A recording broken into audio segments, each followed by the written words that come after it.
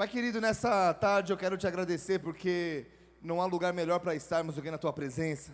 Não há lugar melhor para estarmos do que diante de Ti. E nós sabemos que o Senhor usa vasos de barro para que a honra e a glória sempre sejam dadas ao Senhor. Eu te louvo, Senhor, eu te louvo, eu te agradeço pelo privilégio de receber tantos homens de Deus, pelo privilégio de receber tantas pessoas que são usadas ao redor do mundo, pessoas que quando falam, Pai, coisas acontecem porque são guiadas pelo Teu Espírito. E eu te peço em nome de Jesus, continua fazendo a Tua obra nessa tarde, continua agindo no nosso meio, continua operando em o nome de Jesus, amém e amém, glória a Deus.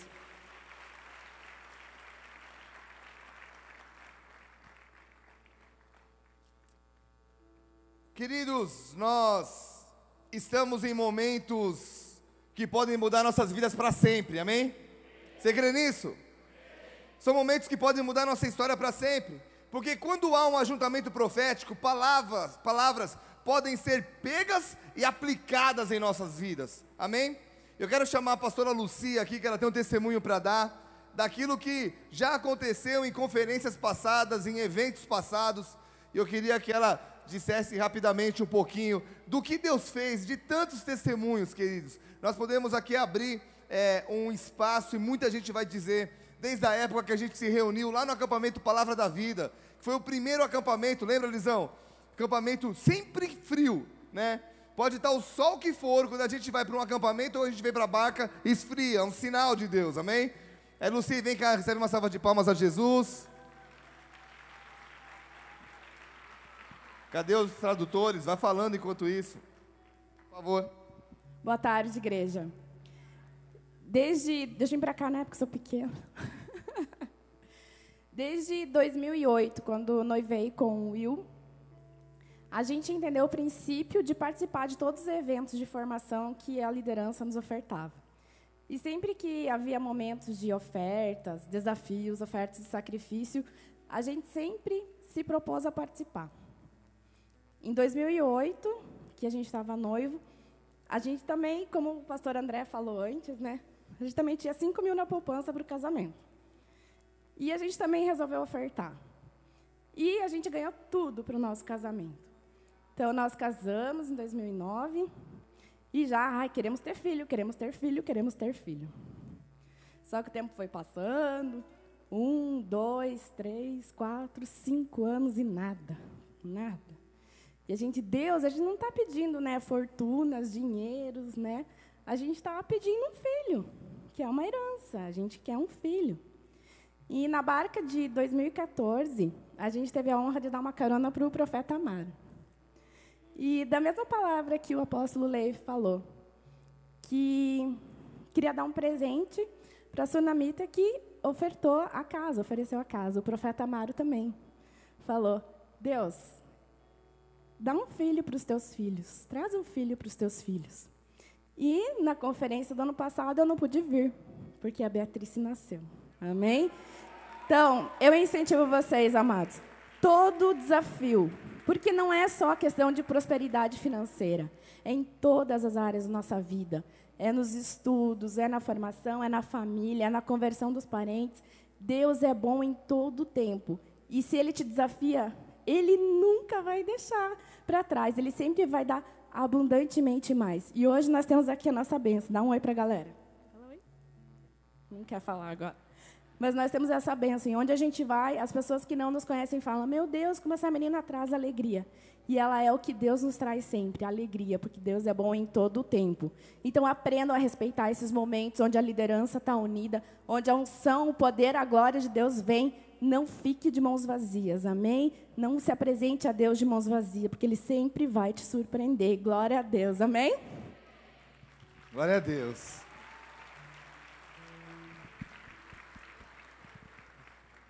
Queridos, é muito bom ouvir esses testemunhos de coisas que estão acontecendo há tantos anos. A gente não começou a fazer uma conferência o ano passado. São Paulo não começou a fazer uma conferência o ano passado. Nós estamos construindo uma história, amém? Mas há também o outro lado da moeda, onde nem todas as palavras são entendidas e por não serem entendidas nem sempre são recebidas.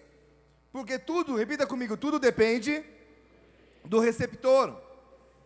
E desde o começo do ano eu sabia que Deus tinha algo diferente para nós nesse tempo. E o meu coração se encheu de uma expectativa para isso. E a Bíblia diz que aquilo que você buscar, você vai achar. Amém? E como eu vim buscando receber tudo que Deus tinha para mim, eu estava absorvendo cada palavra sendo ministrada por esses homens de Deus. E quando o pastor Felipe Parente estava ministrando, Deus começou a confirmar no meu coração o que eu tinha que ministrar nessa tarde. E na realidade não só confirmar, mas veio como um download. Ele estava pregando e os tópicos vieram. E para quem prepara a mensagem sabe, quando você já tem os tópicos, você só senta e vai recheando ali. E foi muito legal. E o pastor Felipe perguntou algo muito interessante. Ele perguntou assim: será possível, depois de uma grande vitória, alguém entrar em um momento de crise? Ele falou essa frase, e essa frase ficou guardada na minha mente. E como eu sou careca, antes dela sair, ela entrou no meu coração. Então, como resposta, ele falou sobre o povo de Israel, que mesmo tendo visto tantos milagres, entraram em momentos de crises. Queridos, todos nós, repita comigo, todos nós, repita forte, todos nós, também somos sujeitos a crises. Isso acontece na família, querido, aonde nós conhecemos nossos familiares, vivemos anos com eles, sabemos como eles são, mas há momentos onde nós não os entendemos, e esses desentendimentos levam a crises familiares. Isso acontece também na nossa vida profissional, quando nós sabemos aonde nós queremos chegar, sabemos o que fazer para chegar do ponto A ao ponto B, sabemos o plano, mas situações acontecem que nós acabamos não entendendo, e que nos fazem entrar em crises profissionais também. Isso acontece na igreja, quando talvez você não entende algo que a igreja faz, mesmo estando frequentando durante anos, e mesmo conhecendo a história da igreja, mesmo conhecendo a trajetória, de repente situações te fazem entrar em momentos de crises internas. Vocês estão aqui? Agora, isso também é frequente com a gente mesmo. Quando nós estamos em grandes lutas e começamos a provar um pouquinho da vitória, quando começamos a ver vitórias acontecendo, quando começamos a ver os milagres acontecendo, quando nós começamos a ver o alívio, sentir o alívio, geralmente são momentos onde nós começamos a baixar a guarda. Então estamos no meio da luta, estamos armados, orando, jejuando, dizendo estou pronto, e começam a vir vitórias, e a pessoa começa a baixar um pouquinho sua guarda, e começam a dizer, agora eu já venci, agora já deu certo, eu não preciso de tanto empenho assim. E de repente, crises começam a se instalar na vida de pessoas assim. Então, voltando para a pergunta que o pastor Felipe fez, será possível, depois de uma grande vitória, alguém entrar num momento de crise? E a resposta é? Ou melhor, claro que sim. Repita, fala para o irmão do lado, claro que sim. Se você não gosta da claro, fala assim, sim. Sabe por quê? Porque há dois tipos de crises. Primeiro, as crises que as nossas próprias decisões nos proporcionaram. Isso acontece quando nós tomamos decisões baseadas em nossas vontades, e quando nós não entendemos a diferença entre teimosia e perseverança. Quem é da igreja aqui de Curitiba me ouve falar muito sobre isso, mas eu preciso repetir para você que veio de fora, porque o que é teimosia? Pergunta para mim, o que é teimosia? Teimosia é quando você insiste em continuar batendo numa porta que Deus já disse que não é a sua, que é errada, que não é o caminho que Ele tem. Agora, o que é perseverança? Pergunte para mim. Muito fraco. É quando você insiste em continuar batendo numa porta que Deus já falou que é essa, mesmo que ela esteja fechada, mesmo que ela esteja emperrada, e quando Deus diz, continua, estou trabalhando a tua perseverança, então vai lá, continua batendo. Então, se você se encontra em crises onde a sua própria teimosia te levou, a questão se torna mais simples. Por quê? 3 coisas, fala para o irmão do lado, deixe de ser teimoso, comece a obedecer, e passa por cima do seu orgulho. Vocês estão aqui? Eu estou no meio de uma crise, eu sei que foi por causa das minhas decisões. Faz essas 3 coisas, deixe de ser teimoso, comece a obedecer, passa por cima do orgulho, amém? Agora, sabe por quê? Porque quanto mais você demorar para obedecer, mais crises você vai enfrentar, e mais dores você vai ter que suportar. Vocês estão me entendendo aqui? O próprio povo de Israel teve que ficar 40 anos em treinamento, sendo que a ideia de Deus era ficar ali na faixa de 40 dias. E como eu disse, há dois tipos de crises: as crises que nós provocamos e as crises que Deus provoca. A crise que vem da parte de Deus, e essa, meu querido, não tem como escapar. E a pergunta agora é: como Deus enxerga as crises? Pergunta para mim. Eu vou te explicar isso, amém? Queridos, eu entendo que crises são estações de treinamento, são estações de crescimento, são estações de libertação, são estações de mudança de pensamento e de comportamento. E nós sabemos que o alvo de Deus é nos transformar naquilo que Ele já havia criado desde o início. Vocês estão me acompanhando? Eu não comecei a pregar ainda, amém? Estou fazendo um pano de fundo aqui, para você entender a mensagem. A ideia de Deus é nos transformar para que a gente seja o que nós nascemos para ser, amém? E para isso nós precisamos permitir que essa mudança ocorra. E como é que isso ocorre? Romanos 12, versículo 2 diz: não vos conformeis com esse século, mas transformai-vos pela renovação da vossa mente, para que experimenteis qual seja a boa, perfeita e agradável vontade de Deus, amém? Agora, olha para mim, a nossa mentalidade só pode ser mudada quando nós nos abrimos para isso. E não há momento mais propício para essa mudança do que um período de crise. E Deus sabe disso. Por essa razão, Ele permite que algumas crises cheguem até nós, para que Ele nos ajude a entender, primeiramente, como Deus nos vê, Ele permite que isso aconteça para a gente aprender a... Deus permite que as crises cheguem até nós, para nos ajudar a nos ver como Deus nos vê, em primeiro lugar, a ver o mundo como Deus vê o mundo, e ver as crises como Deus as vê. E aí a pergunta de novo: então como que Deus vê as crises?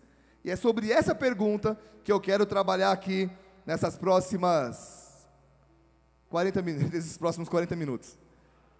A Nívia está chegando, o pessoal tem que preparar. Amém? Queridos, como Deus vê as crises? Pergunta para mim. Ontem Deus me revelou algo muito legal. Eu gosto muito de trabalhar com acróstico. O que é acróstico? É quando você pega uma palavra e vai estudando cada letra dela. E ontem, durante a pregação do Felipe Parente, veio um download sobre a palavra crise. E a resposta de como Deus vê as crises está na própria palavra, amém? Então a primeira letra ali é a C. Repita comigo: crises formam o nosso caráter.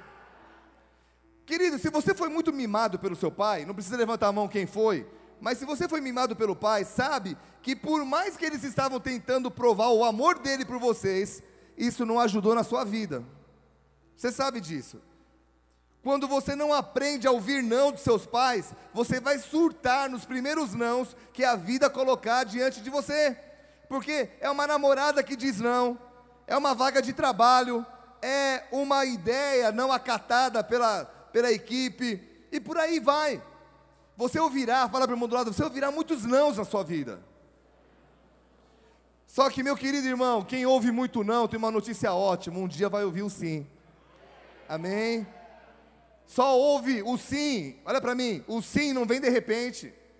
Quem é vendedor sabe disso. Você vai bater numa porta, bate na segunda, bate na terceira, você ouve um monte de não, mas você fala: cara, daqui a pouco eu vou ouvir o sim, e talvez a minha comissão desse sim vale a pena esses 100 nãos.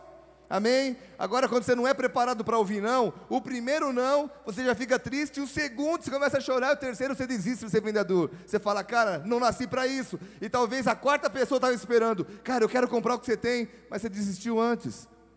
Vocês estão aqui, gente? Como Deus sabe disso, e diz que se nós quisermos, nós comeremos o melhor dessa terra, então eu entendo que viver uma vida abundante, como Jesus tem prometido, tem muito a ver com a forma que nós lidamos com as situações delicadas da nossa vida, amém? E se para cada não que você recebe de Deus e das pessoas, você fica chateadinho, pensa em sair, pular do barco, mudar de igreja, mudar de trabalho, mudar de namorada, mudar de sexo, sabe? Se cada não que você recebe, você pensa em chutar do balde, Deus então permite que crises te rondem mais frequentemente para poder moldar o seu caráter. Então por que o povo de Israel teve que ir para o deserto? Por que o povo de Israel teve que enfrentar crises? Porque eles eram uma geração de escravos. Repita comigo, escravos. Eles tinham nascido na escravidão. E quem nasce, meu irmão, se você nasce como escravo, você só sabe pensar como escravo, concorda comigo? E como é que um escravo pensa? O escravo diz assim: eu faço a minha parte e você faz a sua. Em outras palavras, você é obrigado a me ajudar, ou melhor, você é obrigado a me sustentar. Qual é a mentalidade de um escravo? É a mentalidade de um pedinte, vive pedindo. E o detalhe é, fala para o irmão do lado, você nunca vai conseguir, mais forte, você nunca vai conseguir ter uma mentalidade de conquista se você vive como escravo. A Bíblia diz que Deus tinha uma terra prometida para o povo de Israel, amém? Mas a terra, o que Deus disse para Moisés e para Josué? Vai e conquiste a terra, ela é tua, mas vai ter que haver luta, vai ter que haver disposição, vai ter que haver suor, vai ter que haver uma mentalidade de conquistador. E o povo precisava saber disso, que as promessas de Deus não se cumprem sem esforço da nossa parte. É igual a igreja Bola de Neve, que tem uma unção de evangelismo. Deus sempre disse, desde o início, vão para fora, vão para as ruas, e eu encho suas igrejas. O papel de vocês é ir para fora. Aí um pastor é enviado para uma cidade, chega lá e diz, está aqui Deus, tem o prédio, tem as cadeiras, cadê o povo? E não sai, porque está querendo que a unção que está sobre a igreja seja derramada sobre ele sem luta, sem que ele faça parte dele. Fala para o irmão do lado, isso não acontece. Como é que uma pessoa com esse tipo de mentalidade pensa na igreja? O que ela pensa? Ela pensa assim, tudo na igreja tem que ser do meu jeito, eu vim para ser servido, eu vim para receber. Amados, eu e você viemos para receber de Deus sim, amém? Mas a ideia de Deus é que aqueles que já estão caminhando comecem a ter uma mentalidade não só de receber, mas uma mentalidade de oferecer, de dar. Estão aqui, gente? Tanto é que a primeira coisa que Deus pede para o povo de Israel é: saiam e me tragam uma oferta. Meu irmão, os caras eram escravos, eu dar oferta do quê? Depois Deus vai e dá para eles o recurso. Isso me ensina que Deus nunca vai te pedir algo que Ele não venha te dar primeiro, amém? Mas o sim vem antes dele dar a coisa. Então a primeira coisa que Deus diz: cara, vem me oferecer algo. Tira essa mentalidade de que você veio para ser servido. A Bíblia diz que é melhor receber do que dar, tá certo? A Bíblia diz o quê? É melhor dar do que receber. Não é nada. E sabe o que é interessante? Em outras palavras, eu estou querendo dizer é que é melhor você vir numa igreja e poder orar por alguém do que ser aquele que vive pedindo oração. Não há nada de errado em receber oração, concorda comigo? Mas, fala para o irmão do lado, todo cristão precisa crescer. Então quando você chegar na igreja, você vai pedir oração para todo mundo. O cara vai trocar a lâmpada da igreja, você viu a mão levantada, já põe a cabeça embaixo. Né? Você não pode ver uma mão erguida, que você ora por mim, e meu irmão, normal. No começo da igreja, quando eu me converti, uma irmã vivia pedindo oração pelo gato, pelo cachorro, ela pediu oração por todo mundo, normal, mas chega uma hora que Deus espera que nós nos levantemos para não só receber, mas para oferecer. Repita bem alto comigo, é uma questão de mentalidade. E a mentalidade, sabe o que ela é? Fruto de um caráter transformado. Por isso que nós enfrentamos crises, por isso que nós enfrentamos dias difíceis, por isso que nós enfrentamos situações que nós chamamos situações de deserto, para que Deus possa formar o nosso caráter. Por quê? Repita comigo, porque nas crises estamos mais sensíveis. Quem aqui quando estava chorando fez as orações que mudaram a sua vida? Vou te dar um exemplo, amém? Eu namorava com uma pessoa, estava quase ficando noivo e aí a gente terminou. Na verdade ela terminou. E eu fiquei muito triste. E eu estava um dia num evento cristão, uma banda tocando, e eu chorando. E eu falei assim: Deus, eu estou dando mais valor para ela do que para o Senhor. A partir de hoje, faz de mim o que o Senhor quiser. Se o Senhor quiser me mandar para a China, pode me mandar. Graças a Deus que a China que Deus tinha para mim era Ponta Grossa. E aí 30 dias depois eu fui embora para Ponta Grossa e tudo começou. o evangelismo com o skate voltou, a Vivi se converteu, eu conheci o Bola de Neve, amém? Mas eu fiz essa oração no momento de choro, no momento de dor. Crises transformam o nosso caráter, porque nós estamos mais sensíveis à voz de Deus. Se você entende isso, dá uma salva de palmas a Jesus. Vamos lá. Será possível, depois de uma grande vitória, alguém entrar no momento de crise? Sim, porque a primeira, letra C, Deus forma o nosso caráter, amém? Segundo, R, repita comigo, crises trazem reestruturação. Agora me pergunta, reestruturação de quê? Vocês estão cansados, gente? Vou tomar um Red Bull por vocês aí, calma aí. Melhorou? Amém? Vamos lá. Quando estiverem cansados, eu dou uma bicada aqui, amém? Para quem fica dizendo misericórdia, toma Red Bull não tem álcool, gente. Tem gente que fala, nossa, Red Bull tem um monte de álcool. Não tem álcool, tem asas.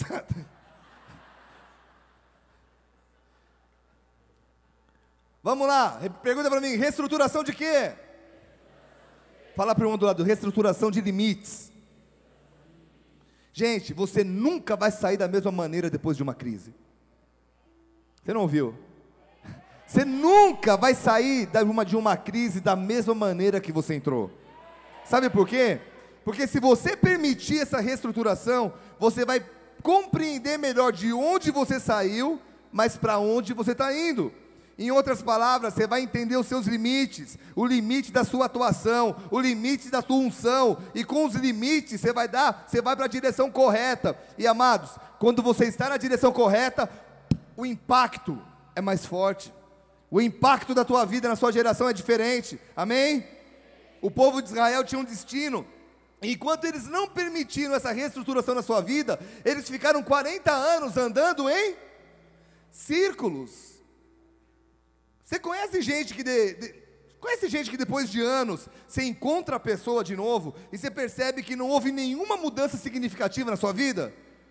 Você muda de cidade, você muda de bairro, você dá vai dar uma volta no mundo, aí você encontra uma pessoa, você vê que são os mesmos problemas, as mesmas reclamações, os mesmos desejos, as mesmas desculpas, pessoas que os anos só envelheceram, mas os anos não agregaram valor algum para a pessoa.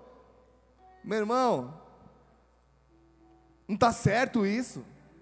Vocês estão aqui? Com os anos nós temos que adquirir sabedoria.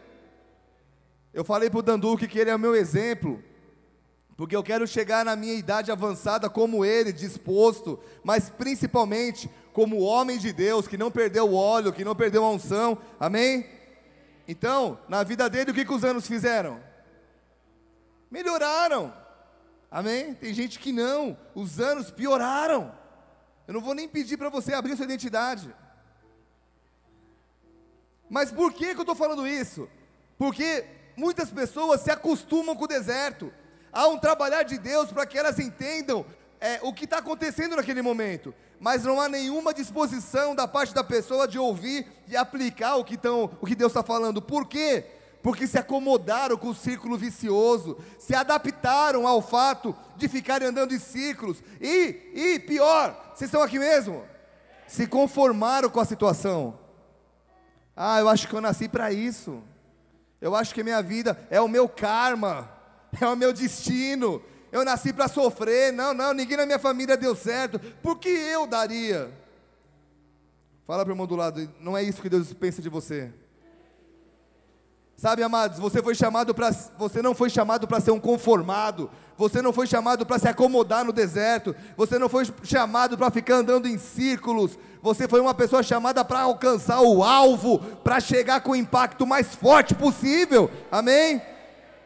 E o deserto é a melhor, ela é ótima, é a melhor maneira de Deus de reestruturar os seus limites e mostrar o caminho certo, porque você já está apanhando. Aí quando você sai da vontade de Deus, você apanha mais. Deixa eu voltar para cá, já que é para apanhar, vamos apanhar indo para o lado certo, para o lado da saída, não para o lado do círculo, amém?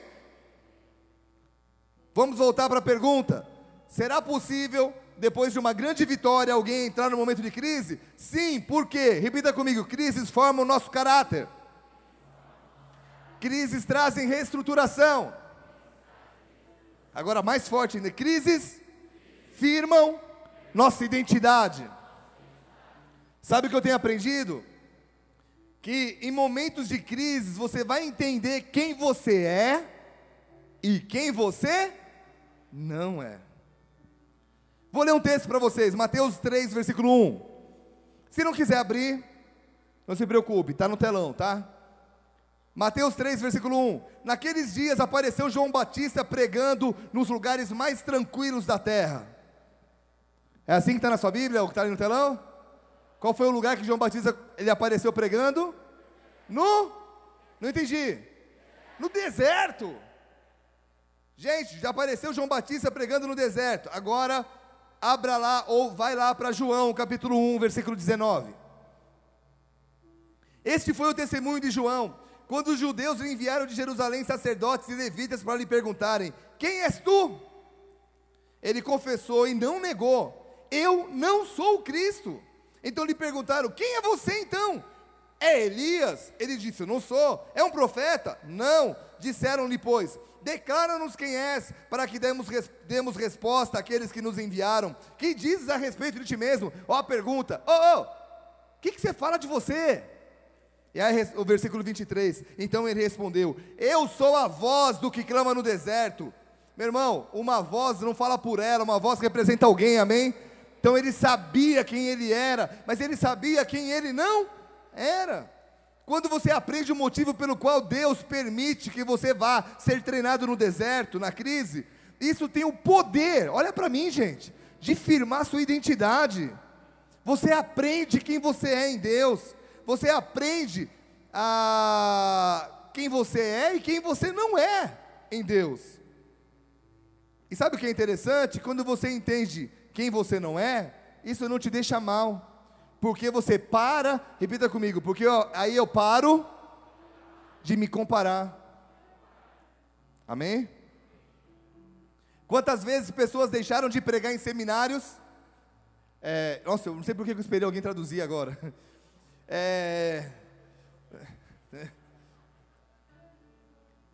Quantas vezes pessoas deixaram de pregar em seminários porque os outros preletores eram preletores famosos? E aí as pessoas se comparam, e essa comparação destrói a identidade dela. Meu irmão, quando você entende isso que eu estou te falando, quem você não é, você deixa de se comparar com a vida de outra pessoa, você deixa de se comparar com o ministério de outra pessoa, você deixa de comparar a sua pregação com a do outro pastor, você deixa de comparar a tua igreja com a do seu líder, você deixa de comparar os seus bens com os do irmão. Graças a Deus ele tem mais, não tem problema, eu estou buscando as minhas coisas, meu carro é o melhor carro do mundo. Por quê? Porque é meu. Amém? E a minha esposa é a mais linda do mundo. Por quê? Porque é a minha. Quando você não entende isso, você fala: minha esposa é bonitinha, mas que maravilha. Se eu falar qualquer pessoa da atualidade, eu morro. Então eu tenho que falar, né, lá atrás. Meu irmão, isso é libertador. Já foi dito que a coisa mais difícil do mundo é você tentar ser outra pessoa. E a coisa mais fácil do mundo, mais libertadora, é você se aceitar e dizer: eu sou eu posso melhorar quem eu sou, eu posso crescer em Deus. E isso é nossa obrigação, amém? Mas você não pode deixar de ser você. E no deserto, querido, você aprende a fazer. Gente, agora repete comigo. Vamos lá, Silvia, repete comigo. Tomou um susto. Vamos lá, repete comigo. No deserto, eu aprendo a fazer o que eu fui chamado a fazer. E o mais legal é que você aprende a fazer o que foi chamado a fazer com o recurso que você tem. Porque ou você age com o que você tem, ou você morre. Imagina você num deserto, numa crise, ou lá igual João Batista pregando, dizendo: se eu estivesse em outro lugar pregando seria melhor. Aí, vou morrer porque eu não tenho as ferramentas que eu sonho ter. Meu irmão, Deus te deu as ferramentas certas para você ser usado por Deus no momento certo, no lugar certo. Amém? Desfrute disso. Fala para o irmão do lado: você nasceu para chegar até o fim. Em outras palavras, você nasceu para terminar o que começou. Amém? Você pode dar uma glória a Deus por isso? Somos a imagem de Deus.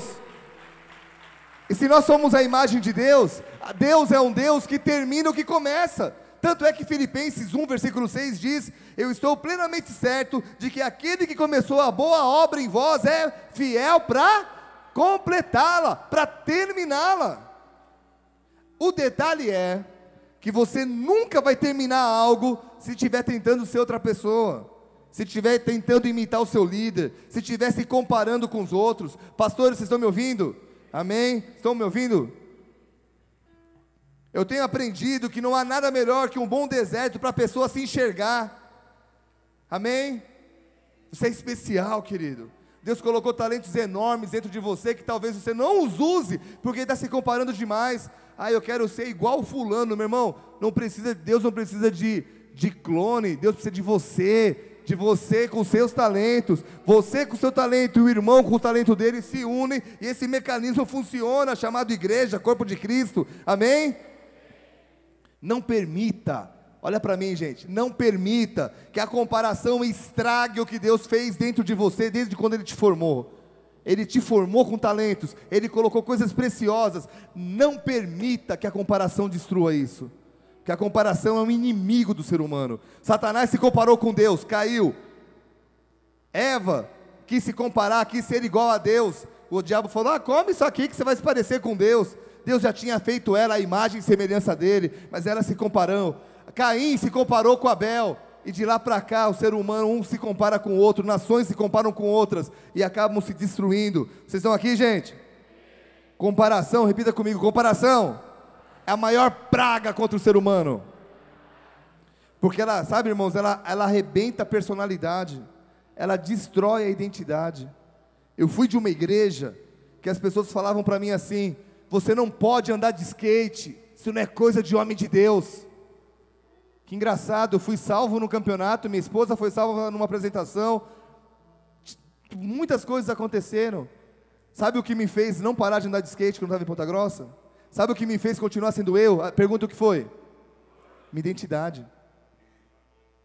Eu tinha minha identidade, eu sabia quem eu era, eu sabia a experiência que eu tinha tido com Deus, mas muita gente não sabia o que a pessoa faz. É verdade?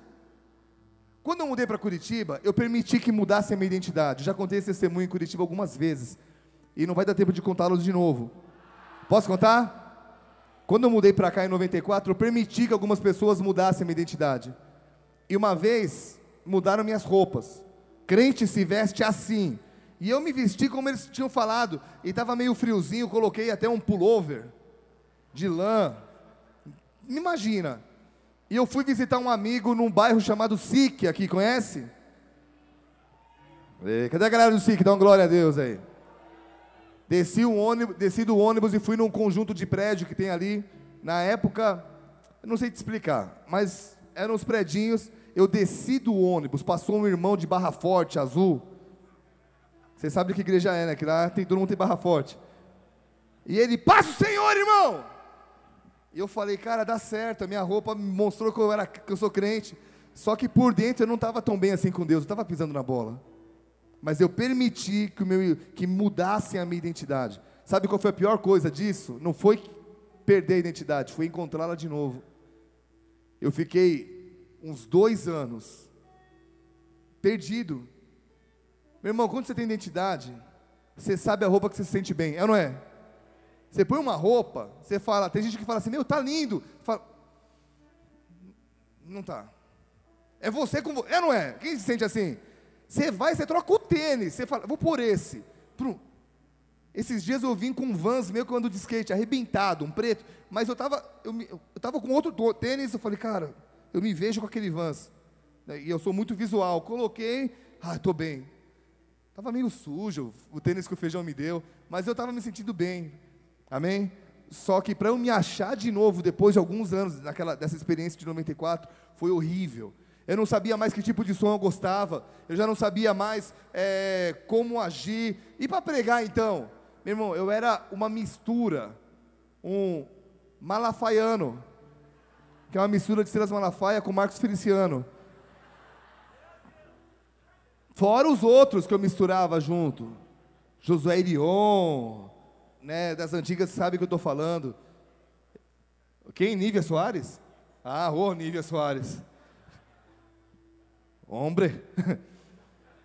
Não, mas eu entendi, R.R. Soares. Não, naquela época acho que nem ele estava na TV. Tô brincando, estava assim, cara. Identidade destruída, meu Deus. Olha para mim, gente. Quando a sua identidade está destruída, você não chega nem a 10% do seu potencial em Deus. Você faz, e nada acontece. Meu irmão, eu tenho uma outra notícia para te falar. Deus nunca vai te usar como Ele está pensando em usar a pessoa que é o alvo da sua comparação. Vê se você entende essa frase. Deus nunca vai te usar como o alvo da sua comparação. Deus está usando uma pessoa e você quer fazer igual ela para que Ele te use igual ela. Não vai acontecer. Porque para Deus, o alvo da sua comparação é único. E você também é único. Então será possível aqui, voltando para a pergunta do pastor Felipe, será possível uma pessoa, depois de uma grande vitória, entrar no momento de crise? Sim, por quê?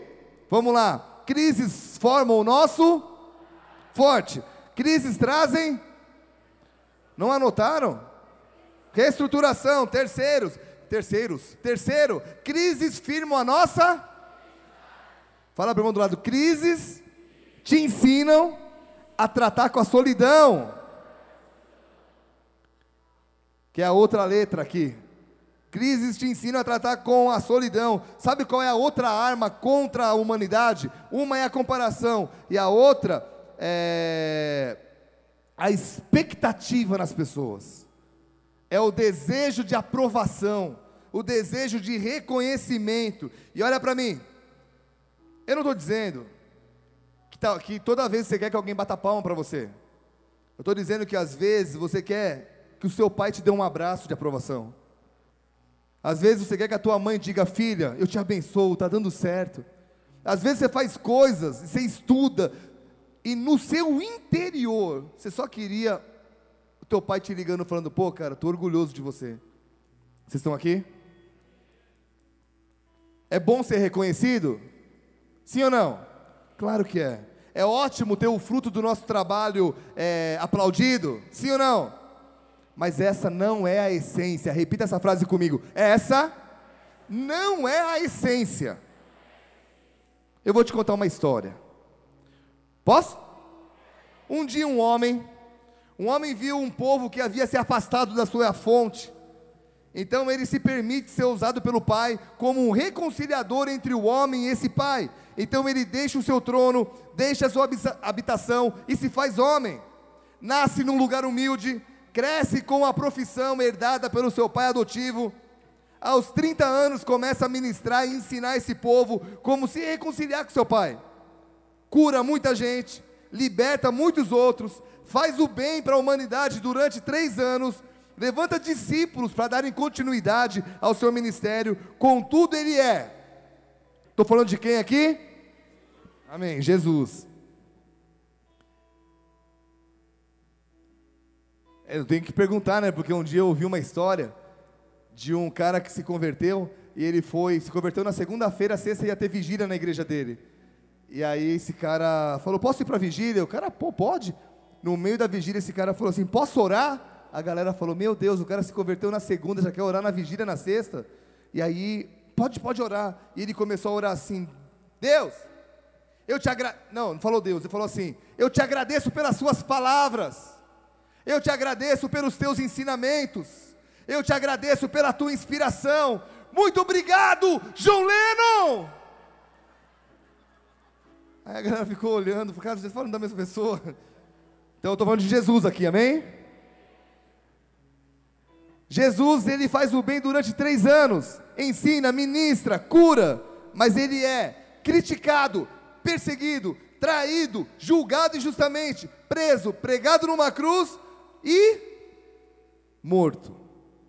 Aí esse homem olha para nós e diz assim, vocês farão obras maiores do que as minhas. E é interessante porque todo mundo quer fazer uma obra maior do que a de Jesus, amém? Todo mundo quer fazer o que ele está fazendo até maior, mas não querem passar pelo que ele passou. Meu irmão, você não precisa ir para uma cruz, ele já foi, amém? Graças a Deus por isso. Mas ele foi humilhado, ele não foi entendido. Muitas vezes Jesus ficou sozinho. Fala para o irmão do lado, o pacote da bênção de Deus é completo.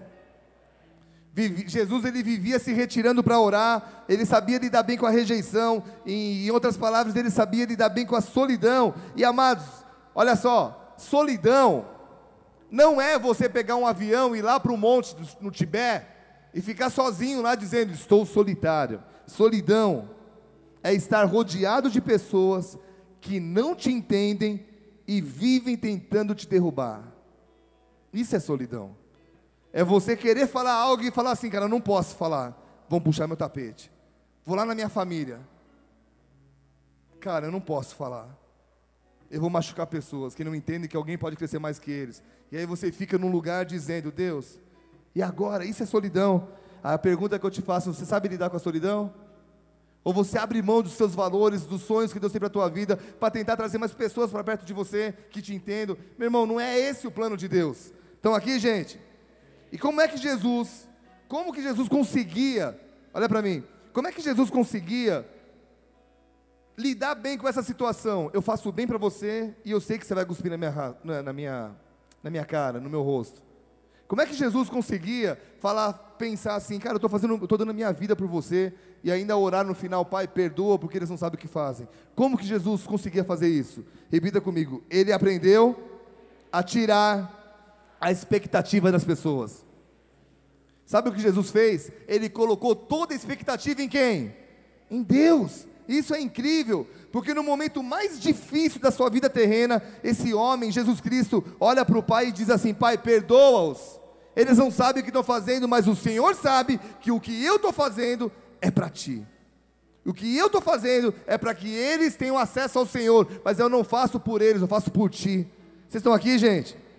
Então fala para o irmão do lado, crises te ensinam a mudar o foco. É menos o que uma pessoa acha de mim, é mais o que Deus pensa sobre mim. Amém? E quando você entende isso, rede social não te mata mais. Porque tem gente que perde a paz na rede social e fica vendo, são 100 elogios, um comentário negativo, o cara fica tentando se justificar, vira aquele debate enorme debaixo de uma foto, já viu isso? E quando você olha no relógio, quanto tempo você gastou? 2 minutos, é isso? Horas tentando se defender. Aí você diz assim para mim, pastor, então entendi, o foco é ignorar as pessoas. Não, querido, quanto mais próximo você estiver de Deus, mais amor você vai ter pelo próximo, e menos expectativa você vai ter em relação a eles. Deu para entender esse cálculo? Mais perto de Deus, mais amor eu tenho pelas pessoas, e menos eu espero um aplauso, porque eu estou fazendo para Ele, eu estou perto dEle. Se Ele der um sorriso para mim dizendo, eu te entendo, cara, te entendo, fica tranquilo. Teve uma época na minha vida que eu estava orando pra caramba, naquela época, agora estou orando mais que aquela época, mas teve uma época que eu estava orando, tendo uma vida com Deus, era solteiro, não que o casamento me impeça de orar, mas estava tendo uma vida com Deus bem legal, e uma pessoa muito próxima de mim falou num momento de raiva, você é um mentiroso, você é um falso, e era uma pessoa que tinha o poder de tocar meu coração, e eu saí daquela casa triste, chorando, entrei no carro, e eu ouvi uma voz dizendo, eu sei que você não é isso, eu sei que você não é falso, eu estou recebendo o teu choro. Meu irmão, quantas vezes você esperou que alguém olhasse para você e dissesse, ei, eu sei o que você está fazendo. Se você esperou isso de alguém, você estava com o foco errado. Aí Deus te leva para um deserto, para que você sozinho entenda que tudo que você estiver fazendo na vida, o foco é um só. Quem é? Deus, eu vou te agradar, eu vou fazer o meu melhor. Quem aqui já foi leal numa situação e pela sua lealdade puxaram o seu tapete? Não dá vontade de fazer a vingança com as nossas próprias mãos? Meu irmão, nessa hora, Deus ele chega para a gente, quando você aprende a lidar com a solidão, e Deus diz, eu sei o que você está fazendo, eu vou te retribuir, fica tranquilo. Quando você aprende a lidar com a solidão, você sai feliz de momentos assim, aí o mundo pira, não é só as minas que piram, o mundo pira, porque o mundo diz assim, cara, ele acabou de ser traído, ele acabou de ter, sei lá, uma tragédia aconteceu com ele, e ele consegue rir, Porque a gente não vive aqui, a gente vive com os olhos lá. Estou sendo traído pelo mundo, tudo bem, cara. Mas, quer um exemplo bíblico? Sim ou não? Estevão, tomando pedrada para tudo quanto é lado, ele abre um sorriso, estou vendo os céus abertos, Jesus à direita, uau, e pedra vindo, uau, nossa, essa foi grande. Meu irmão, tomar pedrada não é tão fácil assim, concorda comigo? De manhã eu prensei o meu dedo na porta do carro, e aí eu fui ali no Bolacare, tomei uma injeção, tomei uma anestesia geral, vários remédios, sabe como que é homem quando machuca, né? Cheguei mancando lá, meu Deus, eu estou mal, me ajudem. Aí sentei, falei, tira minha pressão, tem uma cadeira de roda aí, por favor. Tudo por causa de um dedinho. Quando você toma pedrada, meu irmão, não é tão fácil. Mas quando você aprende a lidar com Deus na solidão, você sabe aonde recorrer. Quantas vezes eu cheguei na torre de oração de madrugada na igreja, chorando por dentro, né? Tinha gente aqui, não queria mostrar. Meu irmão, quantas vezes eu cheguei na torre de oração triste, triste. Uma vez eu mandei uma mensagem para os pastores, eu oro das 5 às 8, era 20 para as 8, já tinha orado um tempão, aí ali naquele cantinho, que é o canto do manto, eu ouço uma voz, está tocando uma música do Casting, como é que é o nome dessa banda? Casting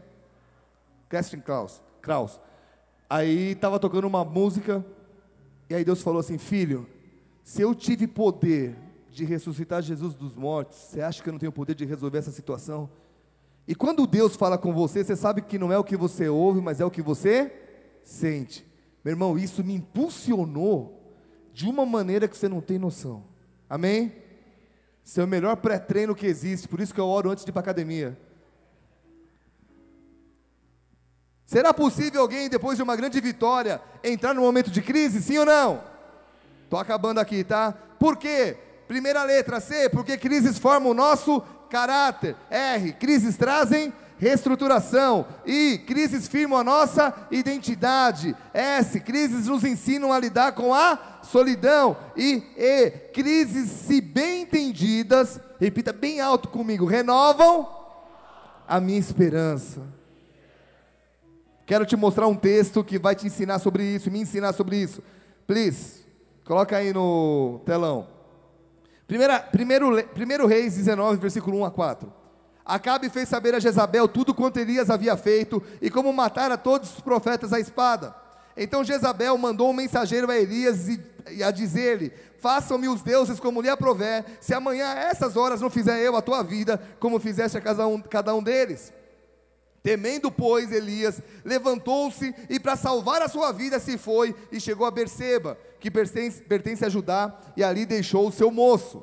Solidão. Cara, fica aqui que agora eu preciso ir sozinho. Versículo 4.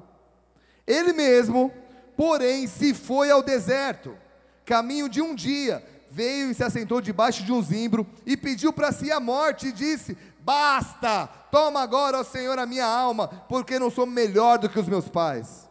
Essa parte do texto nos ensina que todos os homens e mulheres de Deus, há homem e mulher de Deus aqui, sim ou não? Todos os homens e mulheres de Deus passarão por momentos de crise. Você sabe o que Elias viveu, você sabe que ele enfrentou uma situação bem grande, teve uma vitória enorme, amém? Fogo do céu desceu e ele teve uma vitória, mas todo homem e mulher de Deus passarão por crises. Vamos ver o versículo 9. Versículo 9, coloca na tela. Please. Ali, entrou numa caverna onde passou a noite, e eis que veio a palavra do Senhor e lhe disse, que fazes aqui, Elias? Por que vocês estão quietos? Vocês não estão entendendo? Deixa eu explicar aqui. Algumas lições desses versículos. Primeiro, redobre a atenção nos momentos de vitória. Amém?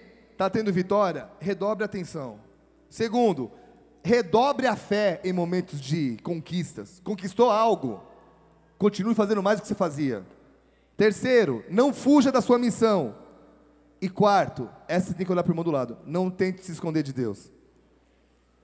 Elias vai para uma caverna, olha para mim, ele vai para uma caverna, e aparece a voz de Deus, olha para mim, ei, dentro da caverna, a voz de Deus não falou assim, Elias, o que você está fazendo aí? O que a voz falou? O que você está fazendo? Quem estava dentro da caverna? Vamos lá de novo, vocês não vão entender o que está acontecendo aqui. Elias tem um momento de crise, ele foge e entra numa caverna. Aí Deus aparece para ele perguntando, Elias, o que você está fazendo aí dentro? Vem para fora, quero falar com você. É isso? Deus olha para ele, o que você está fazendo aqui? Ele estava onde? Dentro da caverna, meu irmão. Não é que Deus estava em depressão primeiro. Deus fugiu primeiro e estava lá, Elias, sai daqui, agora deixa eu curtir a minha fossa, como disse o Rina, deixa eu ouvir o Roberto Carlos. Não foi isso. Sabe o que esse versículo está ensinando?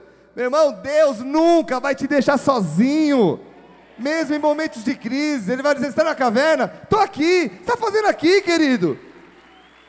Mesmo que você vá no deserto, mesmo que você entre em cavernas, meu irmão, mesmo que você esteja desesperado, você vai olhar para o lado e ele vai dizer, o que você está fazendo aqui, cara? Vamos continuar.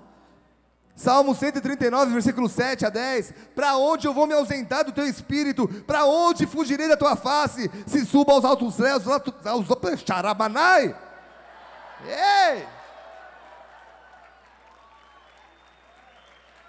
Para onde me ausentarei do teu espírito? Para onde fugirei da tua face? Se suba aos céus, lá tu estás também. Se faça a minha cama no mais profundo abismo, lá tu estás. Se toma as asas da alvorada e me detenho nos confins dos mares, ainda lá me haverá de guiar a tua mão e a tua destra me susterá. Meu Deus do céu! Oh!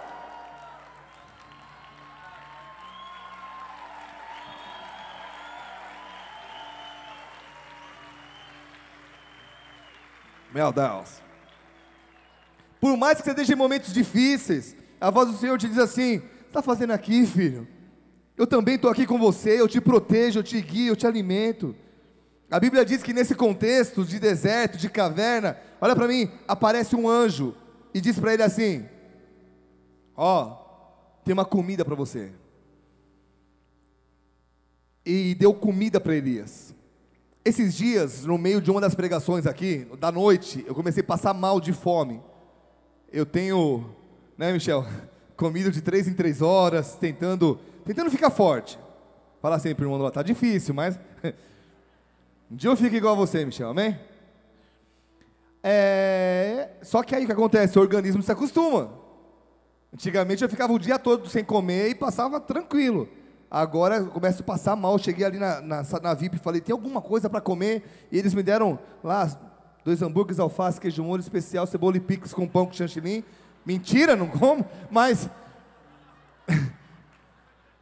me deram uma comidinha e brum, me deu um gás.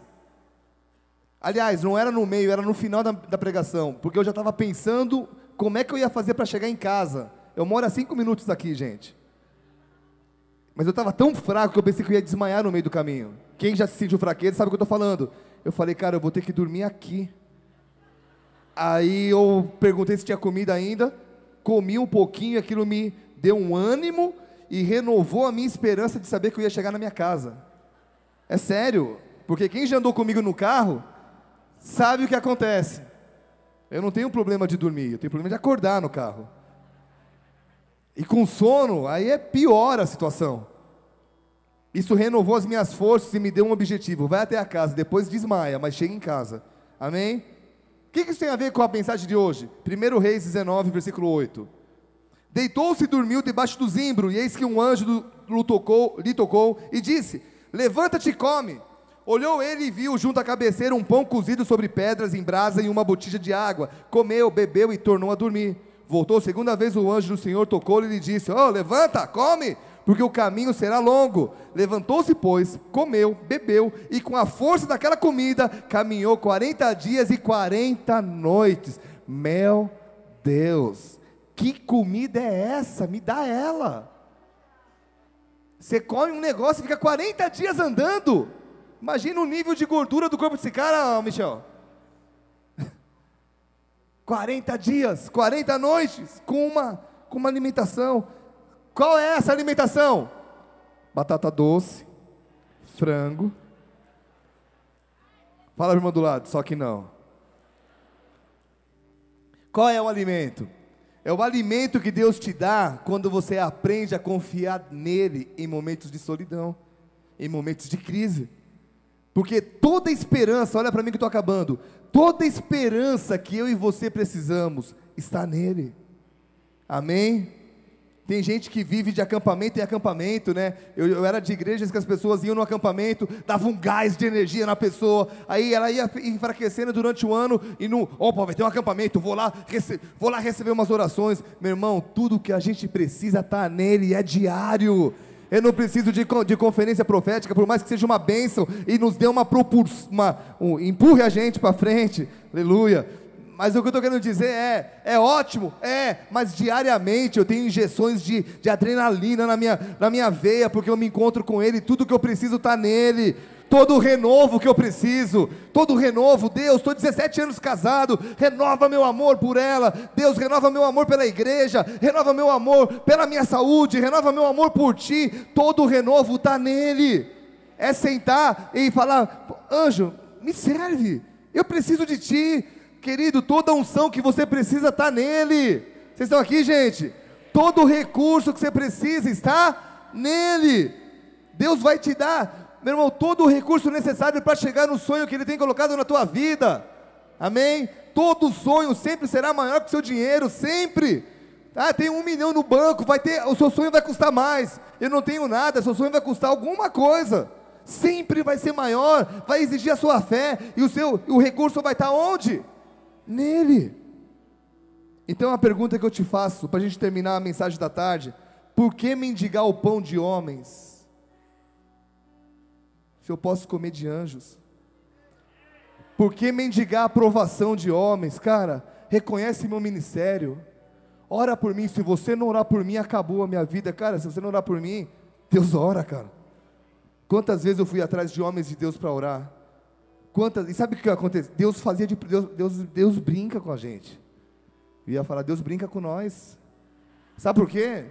Porque teve uma época que eu buscava a aprovação de homens, eu ia nas irmãs do coque, e vocês já foram, sei que já foram, e sempre vai ter uma irmã Maria no meio das todas outras.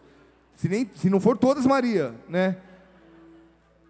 E aí eu ia nas irmãs, e quantas vezes, mas uma em especial, numa roda de oração, a mulher orando, um por um, palavra profunda. Eu falei, hoje eu saio daqui arrebatado, ela me pula e continua profetizando.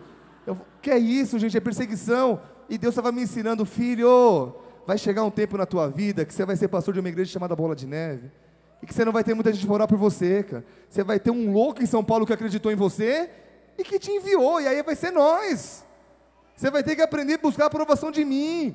Você não vai poder mais ficar esperando palminha, ou gente dizendo, eu reconheço teu ministério. É como Deus dizendo assim, eu reconheço, eu te dou pão, eu te dou comida. Então para que mendigar apoio humano, se eu posso comer pão do céu? Se eu posso no meio de uma crise dizer, Deus, é tudo que eu preciso. Eu sou formado em coaching, no coaching a gente diz assim, problemas, tem gente que foge de problema, coaching diz assim, eu resolvo, vem, né? Cadê os coaches aí? Quando você aprende a comer pão do céu, é mais ou menos isso. Nossa, eu estou com tanta desmotivação, cara, nunca tive tão animado, nunca tive tão feliz, mas eu estou vendo o que está acontecendo na tua casa. Tudo bem, é que o pão que eu como me dá força para continuar feliz, mesmo depois de 40 anos, a comida que eu como é diferente. Gente, na boa, quando eu falo que eu quero ser igual ao Danduque, não é porque eu quero ser um americano, mas eu quero ter a disposição que ele tem, com a idade que ele tem. Agora, que pão que ele come? O pastor Fabinho falou que um dia foi traduzir ele, e ele falou, Fabinho, entra no quarto. E ele estava chorando, dizendo, Jesus, eu preciso de Ti, comendo o pão do céu. Esse é o tipo de pessoa que vai morrer rindo. Você vai chegar no caixeiro e vai estar assim, ó. Tipo, felizaço, né? Já viu, meu irmão?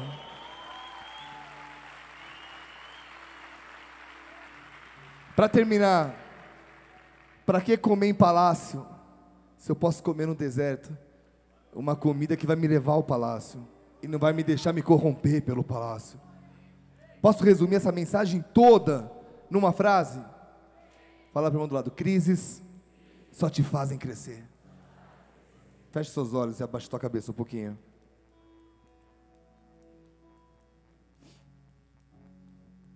Será que homens, mesmo depois de vitórias, podem voltar a momentos de crises?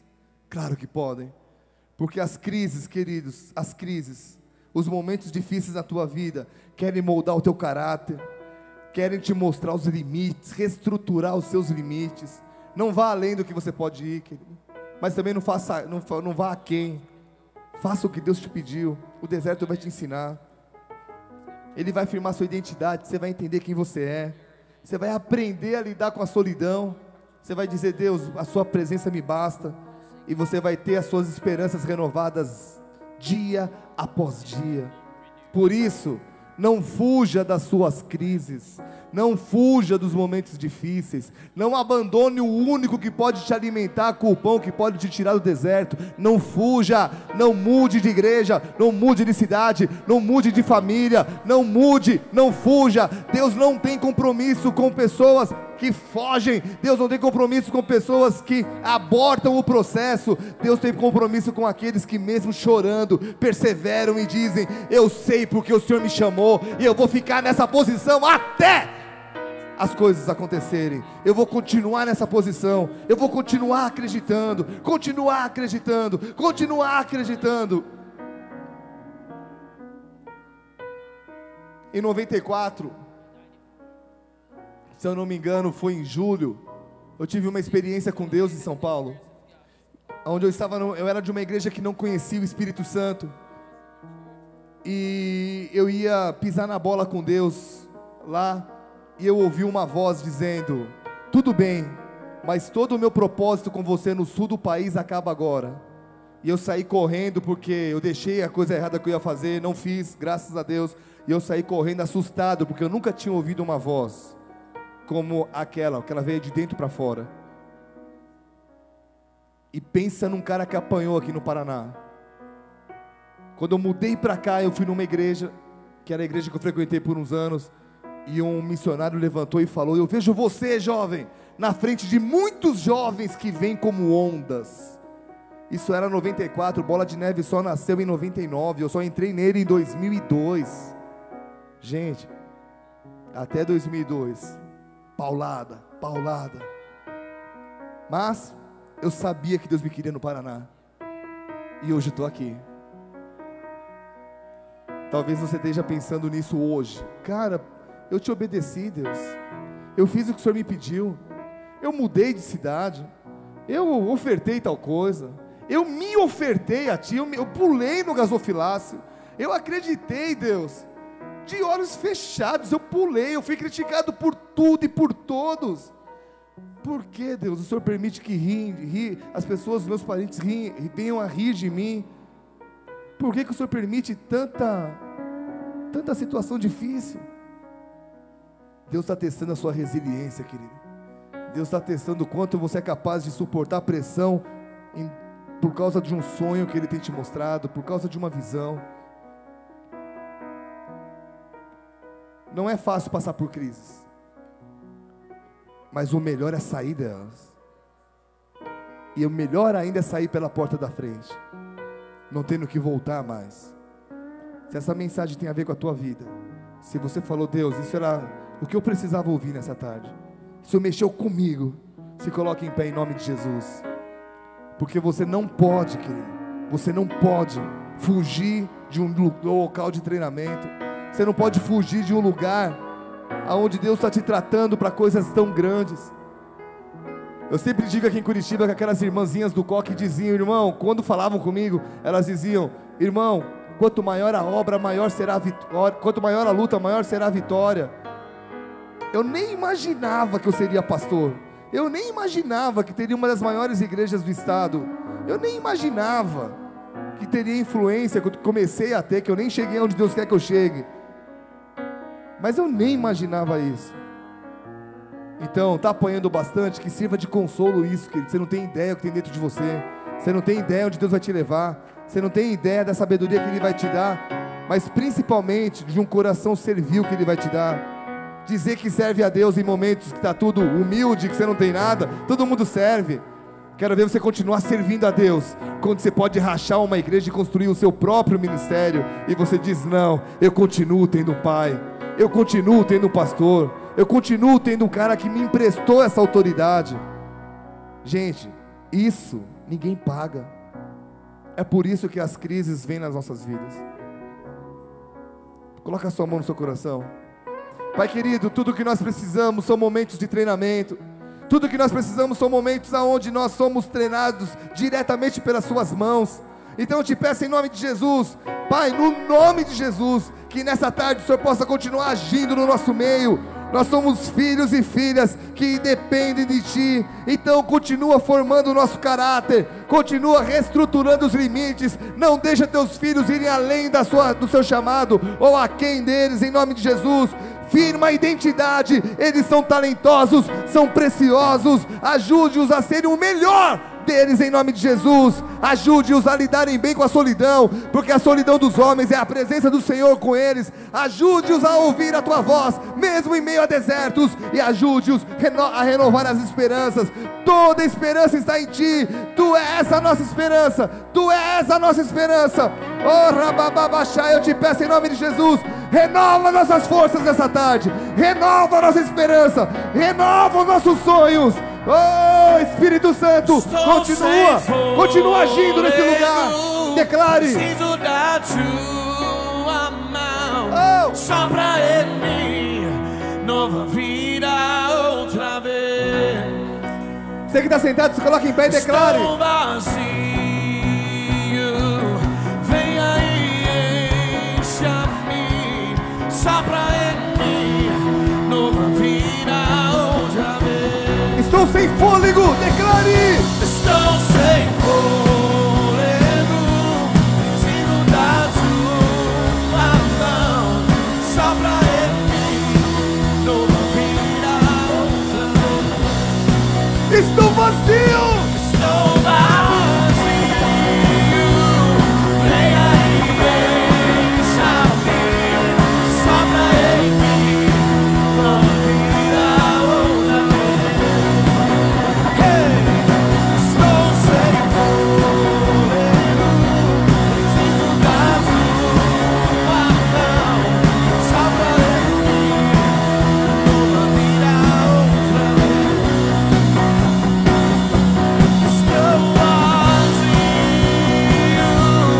vem aí, enche-me, sopra em mim nova vida outra vez. Levanta sua mão bem alto. Pai querido, o Senhor é um Deus que não nos chama para desertos à toa. Tu não és um Deus bravo, Tu não és um Deus mau, Tu és um Deus estratégico. Tu és um Deus que chama os Teus filhos e os prepara para o momento específico deles. Então eu te peço que essa mensagem seja entendida, mas seja aplicada através de um povo que não vai desistir, de pastores que vão olhar essas situações e que serão cheios da sua esperança, do seu renovo. É o Senhor que nos renova, é o Senhor que nos ajuda. Muito obrigado, em nome de Jesus, amém e amém. Dá uma salva de palmas a Ele.